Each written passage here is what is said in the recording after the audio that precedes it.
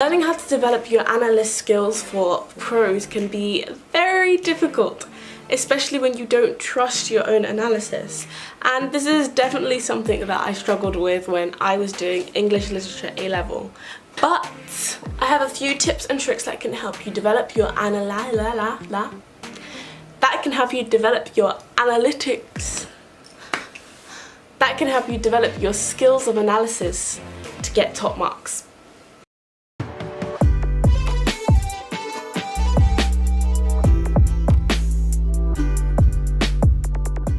Because I tend to do things in lists, I'm gonna do 10 of my tips and tricks. And the first one is to know your assessment criteria. When you know what you're going to be marked on, you're able to stay focused in your analysis, and also it can help you realize what things you need to be picking out in the text, because that's what's going to get you the points.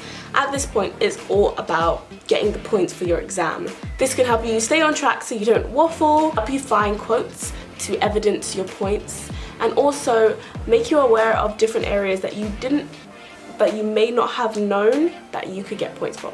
The second tip is to know the text well. Know the story, know what happens before, what happens after. You can show a broader understanding of the text. It also helps you point out any authorial methods that are being used. Is there foreshadowing that's going to evidence something that's really great in like a next part of the book?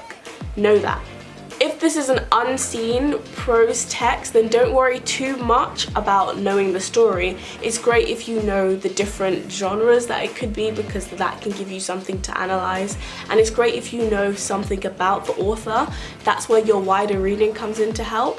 But if you don't stress. This is just to help you feel extra prepared. But if you work on the other tips, then you'll still know how to analyze it without knowing the story that well. Number 3, this relates again to seen prose. Know the author's aims.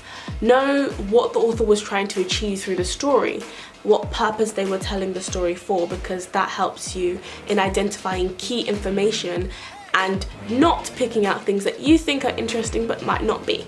It also works the other way around. If the author wrote the story for a specific purpose, but people like to say, no, they didn't write it for that, they wrote it for this, then you can talk about that in your analogy and use quotes from the text to support it or disprove it. Also helps if you know if the story was written as an allegory. I think I said it right.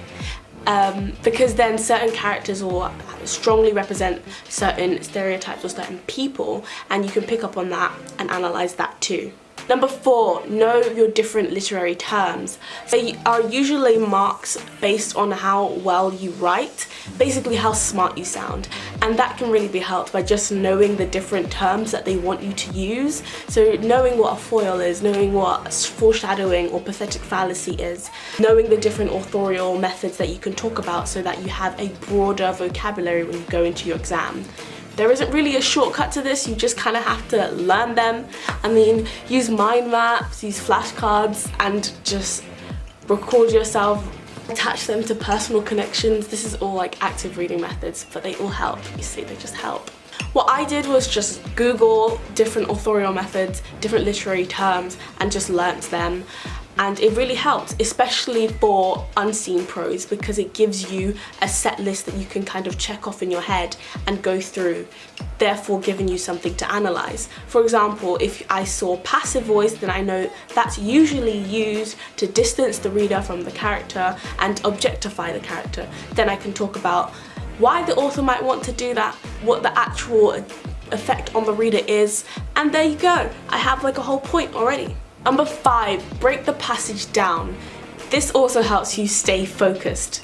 Clarity of language is also usually an important assessment criteria, and so this will definitely help you with that if you tend to waffle like me. It helps to have the essay question in mind, whether it is something that was set for you, like in an exam, or one that you set for yourself, like in non-examined assessments. You just want to have a clear focus. Break down the text if you're looking at characters. What do the different characters represent? Why are they in the story? What is the relationship between the characters and others, or between the character and nature?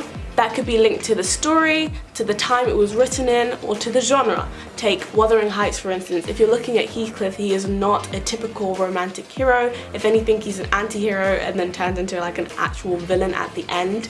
But in my syllabus, which was focused on love through the ages, we could talk about how Heathcliff's unconventionality, yet his strong link to Cathy, showed how their love transcended all different bonds, and how she loved him so much even though she shouldn't have, and the person that she should have loved, the typical Linton, I don't even remember his name, I don't think.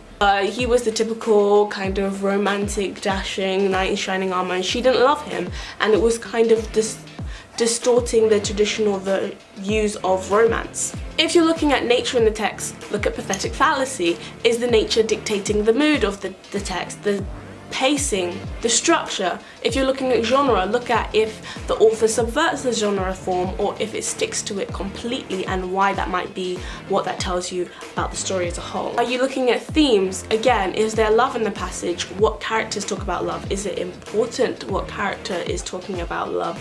Or is it through the narrator that the love is represented? And then you can talk about why those choices might have been made. One tip that I got was that if the question is asking you about characters, use themes to evidence your points, and if the question is answering you about themes, use characters to evidence your points. If the question is asking you about authorial methods, then you can use both. Number 6, the internet is your best friend. I found so many resources online. Sometimes your school or university will give you access to specific referencing sites or specific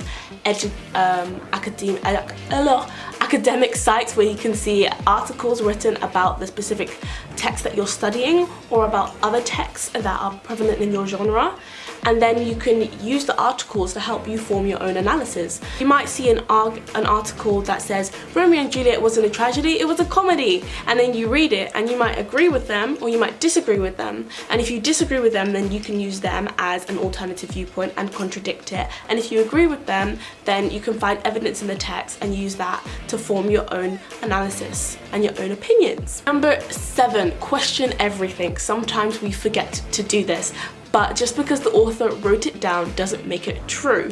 Is the narrator reliable or unreliable, and why might that be a choice? Why is a particular scene included at that point? What's the point of it? What's the purpose of the text? What is it telling us? Is it telling us any new information? Is it emphasizing a point that's already made? If so, why? Number 8, I have to look at my hands because I always do this wrong. 8, microanalysis versus macroanalysis. I remember at GCSE I was told to not zoom in too much and only focus on one word or one phrase in a quote to kind of analyze the whole sentence and how that relates to my point. And in A-level, more emphasis was put on emphasis and picking out different specific phrases and analysing key words. Like in Wuthering Heights, we analysed the twin flame and Cathy is my love, like Cathy is my life, Cathy is my soul, and just analysing those little words and how important they were. So try and use both methods and see which one works best for you, works best for your exam. And even if you only need to use one, flex those analytical muscles, it helps. You can always zoom out and zoom in. That can deepen your analysis and you know, get those points. Number 9, don't forget the simple stuff. So many times when we go deeper and deeper into our learning, we forget similes and metaphors and comparisons and superlatives. Those are just as great as any other fancy term if they are there in the text. Especially if you're struggling to find something to analyze, look at the way that the author uses simple techniques and how that might convey a strong message. You don't always have to find something that you think is gonna be like a wow factor. And number 10, relating to don't forget the simple stuff, revise your old essays. We don't often trust our own analytical skills, but if you look back on the arguments that you used to make now, then you might see points that you can reuse, points that you can develop further, and it could even be a confidence boost and you'd be like, wow, that essay was so bad. I've obviously gotten better. Because many times we don't recognize when we've made improvements. And that's basically my tips. 10 is just a nice number. I have a few more tips that I can tell you briefly. Not every sentence in a text needs to be analysed. Sometimes the language in the text is not the most important thing. Sometimes it's what happens outside. This is where you use your context appropriately, like what the author did next, what time the author was writing it, how the readers perceived it, what genre it was. You see, I keep coming back to genre because it's just great, especially if they subvert the text. I love an author that subverts the text genre. Anyway, that's it, and I hope that that helps you guys. If you have any other analyzing skills, yeah, then put them in the comments, see if that helps anybody else out, and just be a big learning community down there. Anyway, that's all from me, and I'll hopefully see you in my next one. Peace!